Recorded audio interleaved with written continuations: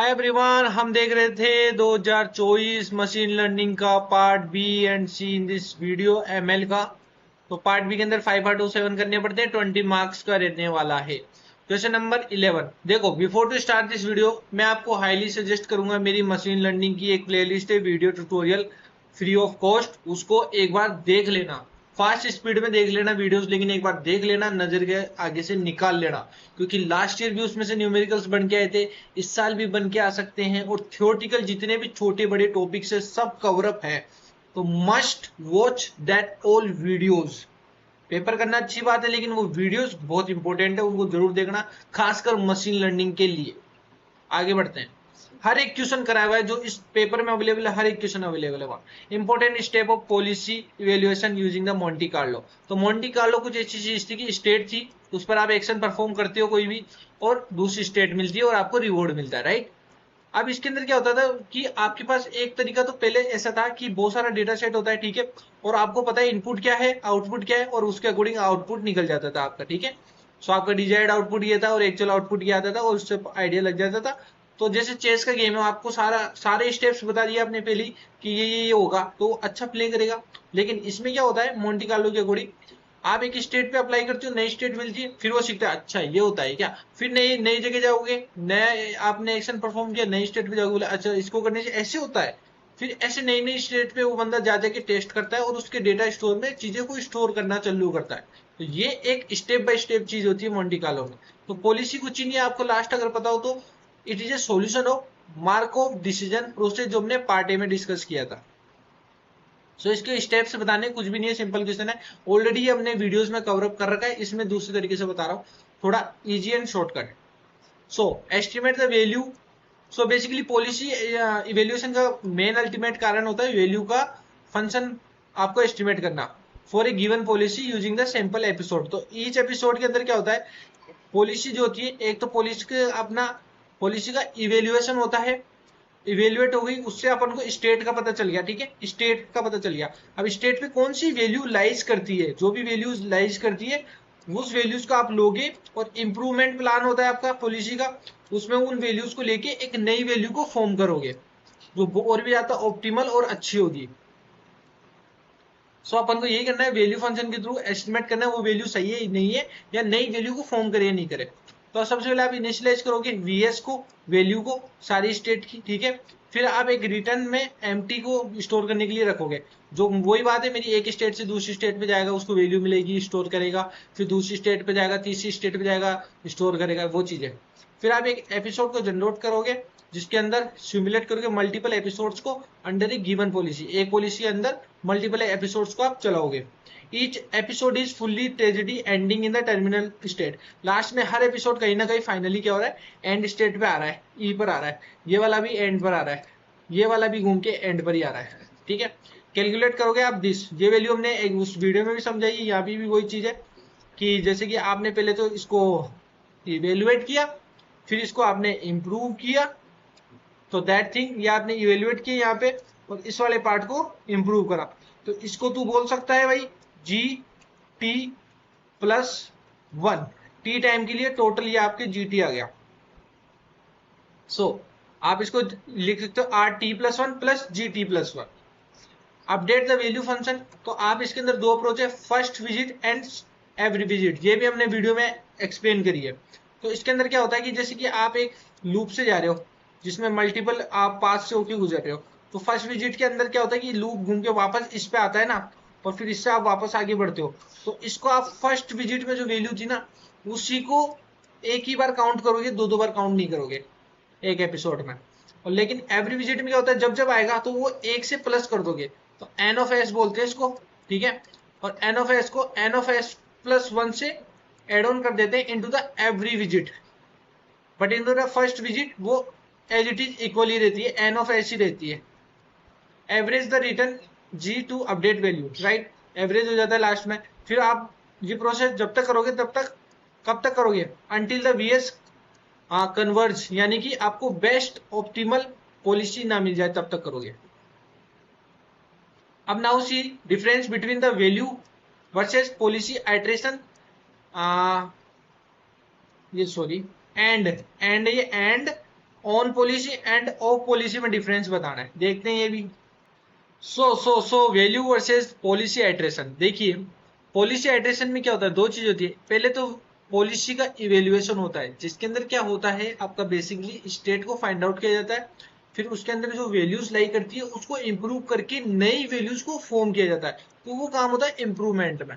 तो इन दोनों चीजों का एक लूप में ये दोनों चीज होती है, ऐसा होती जाती है जलेबी की तरह, और लास्ट में आपको जो चीज मिलती है वो होती है optimal policy.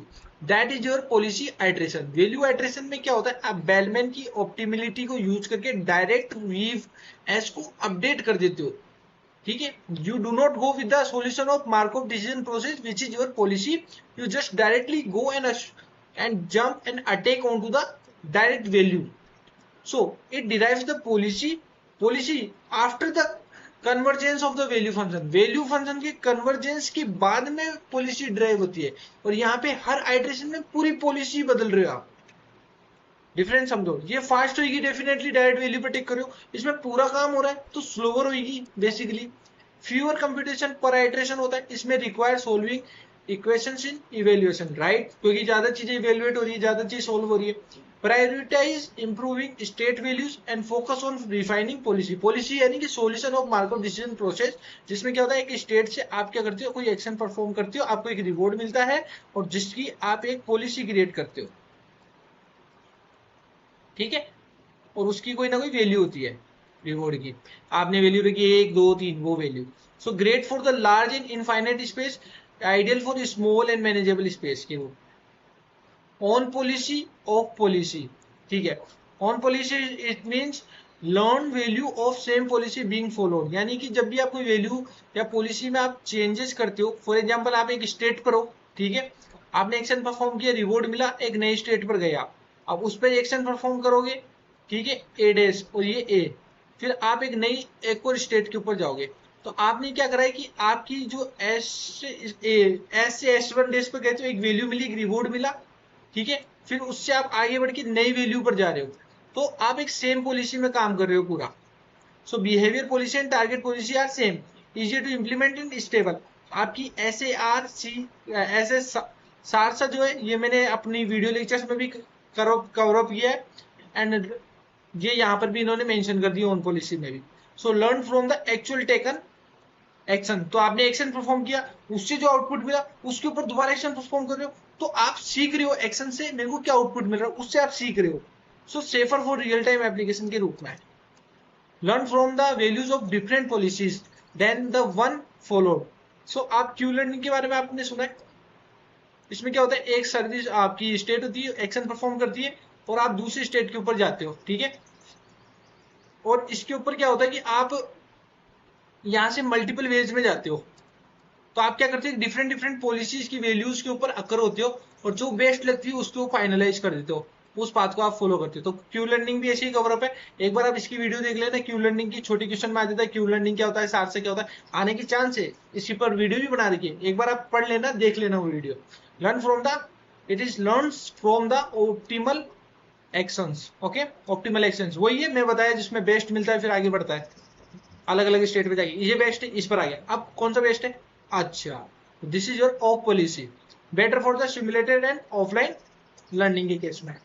What is the optimal policy into the MDP, markup decision procedure में ऑप्टिमल पॉलिसी क्या होती है, यानी कि आप जो क्यूमुलेटिव रिवॉर्ड बनाते हो ना, उसको मैक्सिमाइज करना, उसको मैक्सिमाइज करना ही योर ऑप्टिमल पॉलिसी आता है, which is your pi of S का ऑप्टिमल। सो मैक्सिमाइज करना एक्सपेक्टेड क्यूमुलेटेड रिवॉर्ड को फॉर एवरी स्टेट के लिए, this is the formula, average करा है फिर मैक्सिमम किया है, this is your Q learning. How to find the optimal policy, you can do the value iteration in which Bellman equation लगोगे, compute करोगे BS को, फिर डिजायर मिल जाएगा आपको पॉलिसी। पॉलिसी आइट्रेशन में वही पॉलिसी वैल्यूएशन एंड इंप्रूवमेंट करो, फिर आगे बढ़ो।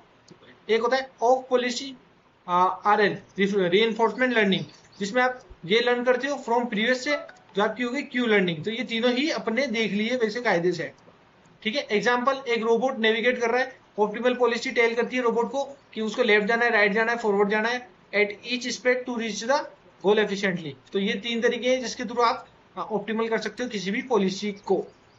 Is it clear now? आगे बढ़े।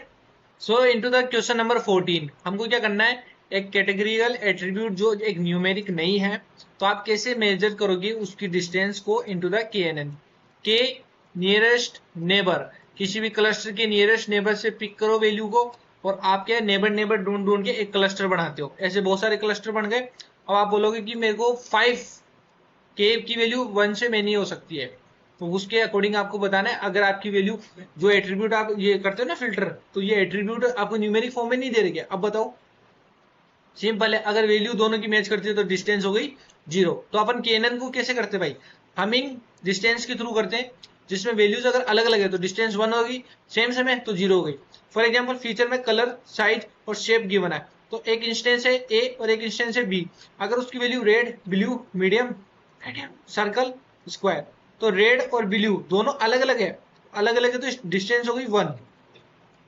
मीडियम मीडियम सेम है, डिस्टेंस हो गई 0। सर्कल, स्क्वायर अलग अलग है, वैल्यू हो गई 1। टोटल कर लो तो दोनों की डिस्टेंस में क्या फर्क आया, 2। Simple question. KNN का एक्चुअल क्वेश्चन वीडियो के अंदर अवेलेबल है, इनटू द प्लेलिस्ट, वहां जाके देखना KNN का असली question. Inter cluster similarity into the hierarchical clustering, बहुत सिंपल है। हिरारिकल क्लस्टरिंग होती है जो अपनी, ठीक है, जैसे हिरारिकल टाइप में होती है ऐसे करके, इसके अंदर फर्दर और हो गया, फिर इनके बीच में और, इनके बीच में और, तो ये पूरा क्लस्टर बन के आ गया। Got it? तो इसके अंदर भी इंटर क्लस्टर सिमिलरिटी बताओ।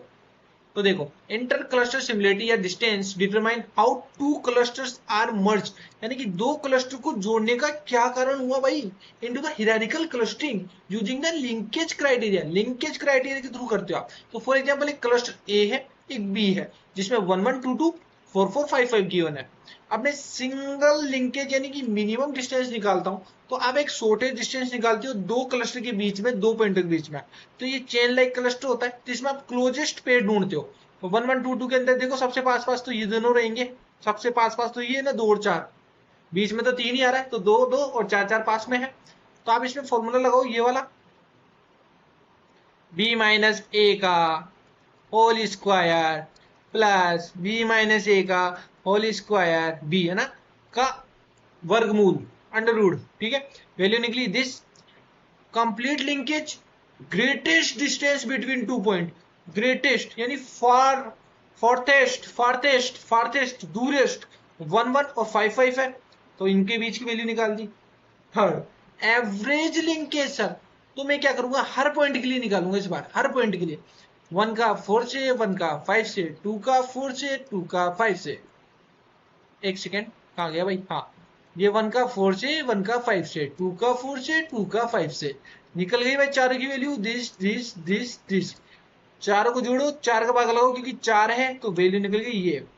सेंटर टू सेंटर डिस्टेंस, तो देखो इन दोनों का एवरेज निकालो, 4 प्लस 5 9, 9 बटा 2 4.5, 1 और 2 3, 3 बटा 2 विच इज इक्वल टू 1.5।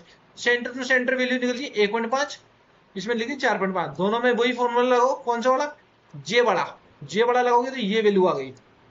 अब आती है आपकी मिन वेरिएंस इंक्रीज, जिसको बोलते हैं वार्ड्स मेथड।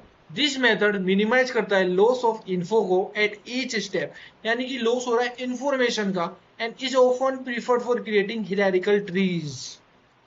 सो मिनिमाइज करता है ये, minimizes the increase into the within the cluster variance, great for the numeric and compact clustering। इसके अंदर क्या हो रहा है देखो, एक क्लस्टर ए बी है, उसके बीच में ऐसे सी को 10 यूनिट से इंक्रीज कर दूं, और एक क्लस्टर है ए और सी, उसके मैं 5 ही कर दूं, तो क्या होगा, ये मर्ज हो जाएंगे। यही आपका कुल मिला के मर्जिंग ही चल रही है, और क्या हो रहा है, inter clustering. Average, oh sorry, we can say advantages of navy bias classifier algorithm steps। ये 3 नहीं है, कुछ और है यार, गलती से प्रिंट हो गए। एडवांटेजेस एंड, ये एंड सॉरी, ठीक है। सो एडवांटेजेस ऑफ नेवी बायस की, नेवी बायस एल्गोरिथम समझ में आती है, बायस की आपकी थ्योरम को यूज करती है और सुपरवाइजर लर्निंग के ऊपर चलती है आपकी, ठीक है। आपके पास क्या होता है, ऑलरेडी डेटा सेट होता है इनपुट का, और आउटपुट क्या रहेगा वो भी देता है, और आपका जो एक्चुअल आउटपुट आता है उन दोनों के बीच में एरर को देखते हैं अपन क्या रहती है एरर आपकी, ठीक है। So advantage simple and fast है आपका, perform well with small data, handle high dimensional data, robust to irrelevant features, ठीक है, irrelevant features have been minimal impact, ज्यादा इम्पैक्ट नहीं पड़ता, works well for the text classification, no irrelevant sorry no iterative parameter tuning, तो iteration भी नहीं perform होता।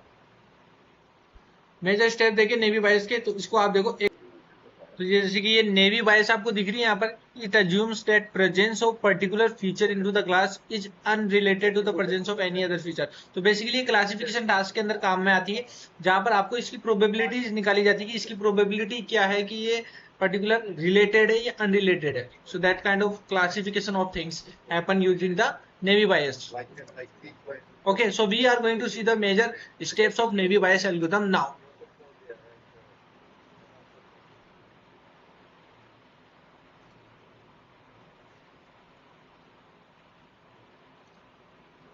What are the major steps of Navy Bayes algorithm? तो data को collection करोगे, प्रिपेयर करोगे, ठीक है, like label data with the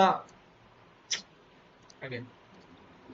so major steps of naive Bayes algorithm, data को कलेक्शन करोगे एंड प्रिपरेशन करोगे। कैसे करोगे आप? एक्वायर करोगे लेबल डेटा को with input feature and target classes, input है, आउटपुट है, इनपुट फीचर्स है, प्रोसेस करोगे, क्लीनिंग, एनकोड, नॉर्मलाइजेशन, छोटी मोटी चीजें, कंप्यूट करोगे prior probability of particular class, sample of class upon में टोटल सैंपल जो अपन निकालते हैं, कंप्यूट करोगे conditional probability like this, okay, category हो गया frequency based and Gaussian distribution को अप्लाई कर दोगे, अप्लाई करोगे तो ये वैल्यू आपको पता है और इससे आप ये प्रोबेबिलिटी का फॉर्मूला कर लोगे, ठीक है। ये याद में नहीं आता तो आप ये याद कर लो, c x equal to x c equal to c upon x. So c your class prior probability and this your posterior probability and this is a predictor prior probability, and we can also write this like this one also if this value is 1. So this is your Navy Bayes. Next अपन आगे बढ़ रहे थे इसमें, इन which class prediction हो गया, highest posterior probability as output we will get. Now let's jump to the part C. Okay, that's great guys, that's great. Let's jump to the part C now.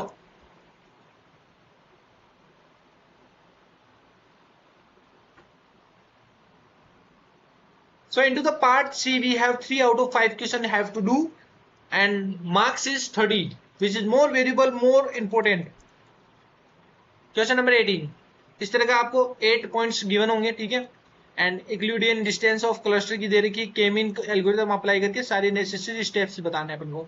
बहुत simple है, पहले तो आप इसकी एक table बनाओ, ठीक है, A1 से लेके C2 तक और इनकी वैल्यूज ये निकल के आई।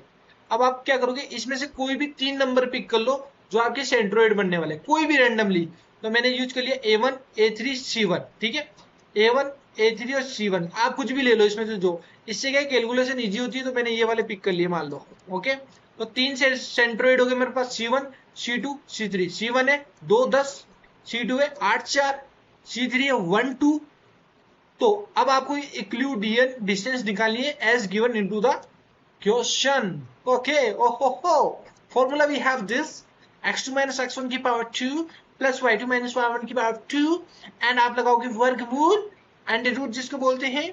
तो कंप्यूट करके आप Euclidean distance and initial clustering perform करोगे। तो ये सारे पॉइंट्स थे आपके, ये आपका C1 था, ये C2 था, ये C3 था। C1 की वैल्यू पता है, A1 की वैल्यू पता है, निकाल लो मेरे दोस्त, x2 minus x1 plus y2 minus y1, इसको इससे कर दो, ऐसे इसको इससे कर दो, इसको इससे कर दो, ऐसे ही C2 C3 निकाल दोगे तो ये वैल्यू निकल जाएगी आपकी, ऐसे ये वैल्यू निकलेगी, ऐसे ये वैल्यू और बाकी सारी निकल जाएगी।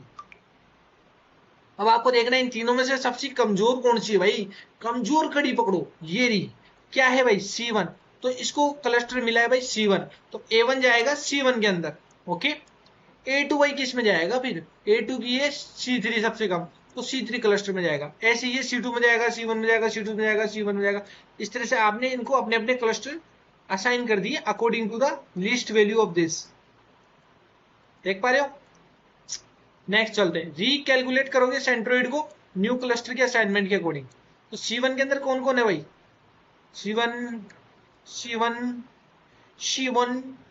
में B1 A1 C2 है sir, okay, A1 B1 C2 है, तो आप इसके x x और x की वैल्यू लो, ले ली 2 5 4, 3 है तो 3 से डिवाइड कर दिया, वैल्यू निकल गई।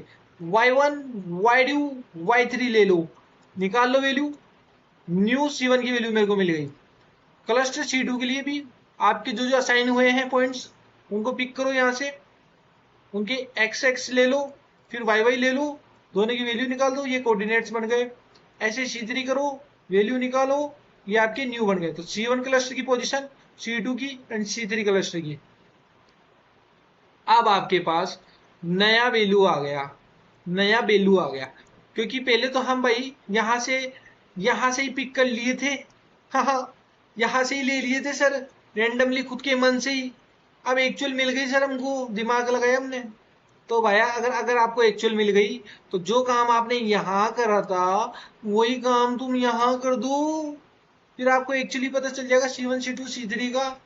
तो आपको पता चला ये और ये लाइक करते हैं, so this is your final cluster, आपने निकाल दिया भाई, very good, well played. And आपकी value this this and this, so these are your values. Clear है guys? So let's move on the question number 19. What is a multi-layer neural network? अरे क्या normal question है। अब देखो question normal था, तब इन्होंने क्या करा, एक जानदार क्वेश्चन डाल दिया बैक प्रोपेगेशन का, बहुत अच्छे लेवल का, बहुत बढ़िया तरीके से वीडियो के अंदर एक्सप्लेन करा हुआ है मेरा। मैं आपको रेकमेंड कर रहा हूँ यार, एक बार वो प्लेलिस्ट में जाओ, नीचे नीचे जाना, नीचे वाली वीडियो देखना 10-12 नीचे से, मजा आ जाएगा आपको, मजा। What is a multi layer neural network? ठीक है, मल्टी लेयर नाम से पता चल रहा है न्यूरल नेटवर्क होगा जिसमें मल्टी लेयर के परसेप्ट्रॉन होते हैं। ठीक है, परसेप्ट्रॉन क्या होते हैं? न्यूरॉन्स होते हैं जो आपके एक्चुअल में एक इनपुट होता है, हिडन लेयर होती है और आउटपुट होता है। ठीक है, so it is a type of feed forward artificial neural network जो कंसिस्ट करता है इनपुट को, हिडन लेयर को, आउटपुट को। फॉर्मूला निकल गया, sigma of M I equal to 1, ये नीचे है। ठीक है, ये ऐसे है ब्रो, इक्वल टू 1, फिर है आपका डब्ल्यू आई और एक्स आई, ये लिखने में थोड़ी गलती हो गई, प्लस में फिर आपका बायस है। क्लियर? ये फॉर्मूला ऐसे है ना, तो ये आपकी बायस आपका कुछ नहीं, एरर है। So each layer contain multiple neurons, एक लेयर मल्टीपल न्यूरॉन्स रखती है, मल्टीपल नोड्स रखती है, नोड्स रखती है multiple, that are fully connected to next layer, connected सबसे। ठीक है, the neurons are activation function to introduce non linearity, allowing the user to model complex patterns and decision boundary and complex patterns को perform करने के लिए इस तरह के एक्टिवेशन फंक्शंस को अपन इंट्रोड्यूस करते हैं या फिर क्रिएट करते हैं। सो मल्टी लेयर नेटवर्क किस चीज के लिए केपेबल है? Capable for learning non linear functions, making them more powerful for classification, regression and function approximation. तो क्लासिफिकेशन रिग्रेशन परफॉर्म होता है मल्टी लेयर न्यूरल नेटवर्क से, that's why this is so popular into the market. Back propagation क्या है? Back propagation एक supervised learning algorithm है जो क्या करती है, आपकी मल्टी लेयर न्यूरल नेटवर्क जो आपने अभी पढ़ा उसको ट्रेन करती है ताकि वो मिनिमम लॉस करे। जो आपका बायस आए ना, ये इसको अपन को जीरो लेके आना है दोस्त, इसको जीरो लेके आना है दोस्त। So by minimizing the error between the predicted and actual output. अब इसके ऊपर न्यूमेरिकल करना है ना तुम्हें, तो वीडियो अवेलेबल है, जाके देखो। थ्योरी पढ़नी है, वीडियो अवेलेबल है, दोनों तरह की वीडियो अवेलेबल है।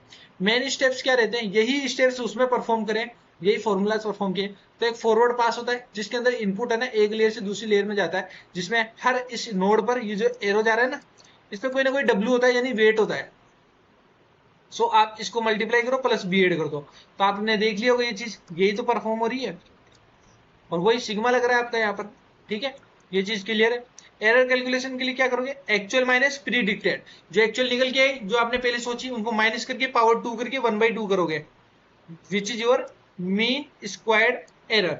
एंड योर बैकवर्ड पास क्या होता है? Which is your back propagation. Okay, so calculate the gradient of error with respect to each weight into the chain rule. तो आपको कैलकुलेट करना है ग्रेडियंट किसी भी एरर का, जो एरर आपने ये निकाली है ना, उसका ग्रेडियंट निकालना है।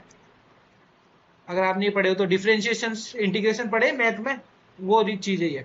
सो error is propagated backward layer to layer to determine how each weight contribute to the final error. तो आप क्या करते हो? बैक प्रोपेगेशन नाम से पता चलता है, उल्टा चलोगे। अब आप उल्टा चलोगे गाइस, इसमें आप क्या करोगे कि आप लेयर टू लेयर चलोगे और डिटरमाइन करोगे कि कौन से वेट ने क्या कंट्रीब्यूट करा है जिससे ये एरर निकल के आई, ताकि अपन ट्रेस कर पाए। तो वेट अपडेट का आपने ग्रेडियंट डिसेंड करा, इसके अंदर क्या होता है, आप जो वेट आपने निकाला पहले ट्रेस करा, वेट मिला, तो उस वेट को आप अपडेट करो in network to minimize the error. तो W equal to W minus n dot this differentiation E upon differentiation W, तो ये वैल्यू निकल के आ गई। तो आपका करंट वेट आ गया, लर्निंग रेट आ गई, gradient of error with respect to weight आ गया। This process is repeated for multiple echoes until the model converges. Now you have to explain me the next question, decision tree क्या होता है, linear regression क्या होता है। Again this is so simple question। decision tree एक popular supervised learning algorithm है जो आपकी क्लासिफिकेशन एंड रिग्रेशन टास्क के लिए परफॉर्म की जाती है। तो एक ट्री लाइक स्ट्रक्चर होता है जिसमें ईच नोड पर डिसीजन लिया जाता है कि मेरे को यस करना है कि नो करना है, ठीक है। तो आपके जो भी फीचर है यस नो, जो भी आपका फीचर है, मैं यस नो बता रहा हूँ जो भी है, and each branch represent the output of decision. इस पर जो आप डिसीजन लियो इस स्टेट के ऊपर, इस नोड पे, फिर वो नेक्स्ट के ऊपर जाएगा। तो आपने यहाँ डिसीजन यस का लिया तो आप यहाँ पहुंचे, नो का लेते तो यहाँ पहुंचते, ठीक है। So leaves of the tree represent the predictions and the final class label for the classification problem। जो आपकी लास्ट की लीव्स है ये नीचे वाली, उसकी बात हो रही है। रूट नोड ये मेन नोड, ठीक है। इंटरनल नोड्स ये बीच वाले नोड्स, लीफ नोड्स जो लास्ट में बसते हैं नीचे नीचे फाइनल, ठीक है। So that nodes contain the predicted value और your class label making them the output of tree. Final we can say last आए हैं जो आउटपुट होगा obviously. branches the edge connecting node that represent outcome of the decision, इससे क्या outcome आया, that is your branches। अब इसका full complete detail देखना है तो आपको इंजीनियर साल के ज्ञान पे जाना, नोट्स अवेलेबल है, बहुत अच्छे से एक्सप्लेन करा है, मैं आपको दिखा भी देता हूँ, ऐसी कोई बात नहीं है। ये रहा योर डिसीजन ट्री, ये रहा एक डायग्राम, ठीक है। ये नहीं हुआ इसका फॉर्मूला, ये आपका देखो डिसीजन ट्री के ऊपर पूरा का पूरा न्यूमेरिकल शानदार सब अवेलेबल है, जाओ एक बार देखो, है ना, फ्री नोट्स है, डाउनलोड कर सकते हो। What is the linear regression? Linear regression भी वही है आपका, कुछ और नहीं है। एक आपका सुपरवाइज लर्निंग है एल्गोरिथम, पहली बात तो, और क्यों यूज की जाती है, ताकि आप जो भी कंटिन्यूअस इस तरह के कंटिन्यूअस आउटपुट आ रहे हैं ना, उसको प्रिडिक्ट कर सको, ठीक है। कैसे, एक या एक से ज्यादा इनपुट फीचर्स पे, एक फीचर ऐसे लग रहा है, दूसरा फीचर ऐसे लग रहा है, मान लो ये ऐसे लाइन बना रहा हूं लेकिन ऐसा कुछ नहीं है, फीचर्स आ रहे हैं, तो एक से ज्यादा फीचर्स इनपुट के उस पर आपका जो है प्रिडिक्ट करना है एक कंटिन्यूअस आउटपुट वेरिएबल को। ये एक लीनियर रिलेशनशिप होती है किसी भी इंडिपेंडेंट वेरिएबल और डिपेंडेंट वेरिएबल। इंडिपेंडेंट कौन सा, जो आपका इनपुट है कैसे भी आ सकता है। डिपेंडेंट क्यों, क्योंकि सुपरवाइज लर्निंग है तो आउटपुट तो पता होना चाहिए ना, अपन मॉडल का आउटपुट देंगे भाई, तभी तो सुपरवाइज्ड है वो, उसका आउटपुट पहले ही पता है। तो that is your dependent variable, and independent that is your input, जो कुछ भी रैंडम लेके आप दे रहे हो उसको। Simple linear regression and multiple, simple हो गया one input and one output, multiple more than one input more than one, that's why यहाँ पे one and more input features बोला है। तो मल्टीपल लीनियर रिग्रेशन में ऐसा होता है। ऑब्जेक्टिव क्या है भाई, करना क्या चाह रहे हो तुम इससे, ये बता दो मुझे। करना कुछ ही नहीं है सर, मेरे को तो एरर को कम करना है, जो भी एक्चुअल वैल्यू है और जो भी प्रिडिक्टेड थी उसके बीच एरर को घटाना है, तो उसके लिए मैं लीनियर रिग्रेशन यूज करता हूँ। So to find the best fitting straight line that minimizes the error between actual and predicted value, that is the thing। Simple का फॉर्मूला ये, simple linear regression is the simplest form of the linear regression and it involves one independent, ये मैंने बता दिया, और ये मैंने बता दिया, ये इसका फॉर्मूला इससे आ गया, ये इससे फॉर्मूला आ गया। इज इट क्लियर, आगे बढ़ते हैं। एप्लीकेशन की बात करें तो प्रिडिक्टिव हाउस की प्राइजेस, स्टॉक प्राइस का फोरकास्ट करना, ठीक है, सैलरी का प्रिडिक्शन करना, टेम्परेचर की फोरकास्टिंग करना, ये सब। Write the short notes on collaborative filtering and evaluating machine learning algorithm and model selection। कर सकते हैं ये। कोलेबरेटिव में आपको यही बता दूंगा, यहाँ बता देता हूँ। देखो कोलेबरेटिव ऐसे होता है कि आपके आस पड़ोस में बहुत सारे एक सेकंड, तो क्या होता है आपके आसपास में बहुत सारे यूजर्स हैं और वो कुछ और चीज देख रहे हैं फोन में, आप कुछ और चीज देख रहे हो। तो कोलेबरेटिव में क्या होता है कि आपने जो भी पास्ट में देखी है, लाइक वाइक करी है, उसके बेस पे हो सकता है, या आपके भाई आपके पड़ोसी, आपके फ्रेंड्स कुछ रील्स को देख रहे हैं और उसको लाइक मार रहे हैं, ठीक है, उस रील को लाइक मार रहे हैं, तो वो आपके फीड में भी सजेस्ट होगी वो वाली रील।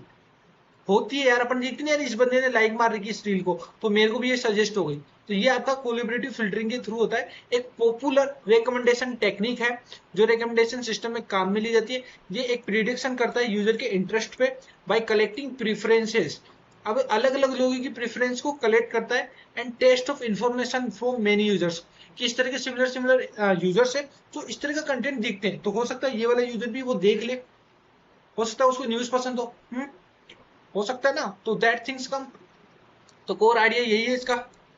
तो अब इसमें अलग अलग चीजें, यूजर बिहेवियर कैसे होता है इसके अंदर, तो देखो इसके अंदर ऐसा होता है कि यूजर का डिसलाइक, लाइक करना, आपने लाइक करा है, किसी को डिसलाइक किया है, ज्यादा देर तक रील देख रहे हो, वो उसी तरह की रील आ रही है, 3 रील आप एक जैसी देख लो, चौथी रील वही आएगी बार बार। किसी चीज का एड देख लो, हर एक प्लेटफॉर्म आपको वो उसी चीज का एड देगा, जूते खरीद लो, जूते खरीद लो, जूते खरीद लो। कैसे हो रहा है भाई? कोलिब्रेटिव फिल्टरिंग के थ्रू हो रहा है, machine learning. which user are similar to each other and items are liked by this similar user, so this thing। अब टाइप्स देखो, यूजर बेस्ड होता है, आइटम बेस्ड होता है। User find user similar to the active user, ऐसा user जो दूसरे की तरह वही सेम काम करता है तो उसको भी वही सजेस्ट कर देते हैं। जिस तरह की तू देख रहा है उस तरह की ये देख रहा है, तो तू भी ये ले, तू भी ये ले, बस। Item based, find item similar to what user like, किसी यूजर ने क्या लाइक करा उसके ऊपर recommend those item, like you liked item A and other like who liked A or also like B, so आपको recommend होगा B भी। that is your power of collaborative filtering।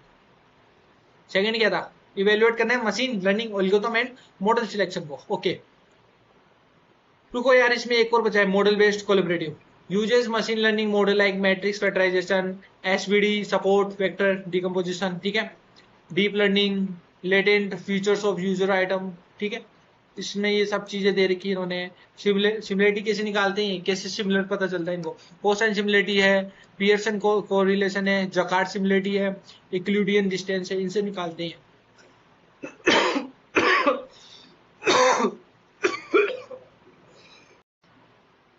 Okay so we are going to see the evaluation and selection matters, वही चीज है जो आप यहाँ पढ़े हो, लाइन वही लाइन है, evaluating machine learning algorithms and model selection.